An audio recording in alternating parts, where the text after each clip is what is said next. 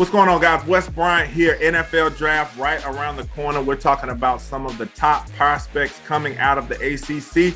We're talking about Miami defensive lineman Jaelan Phillips with my man Deontay Lee from Pro Football Focus.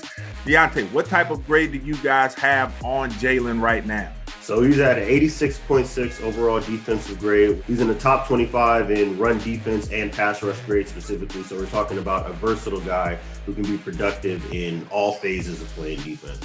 What makes him so unique is his hands and then his relentless effort and attitude. Who is his NFL comparison on the high end, and who is his NFL comparison on the low end? So on the higher end, it's actually a guy who shares his alma mater, and that's Olivier Vernon.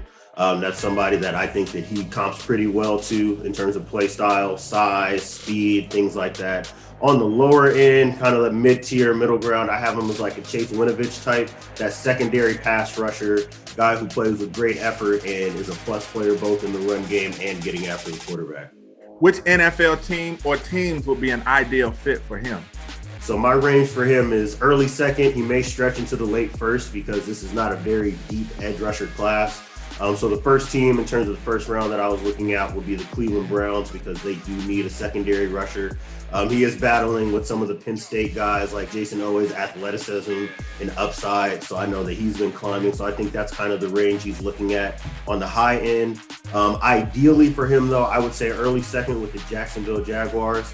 They need a secondary pass rusher aside from Josh Allen.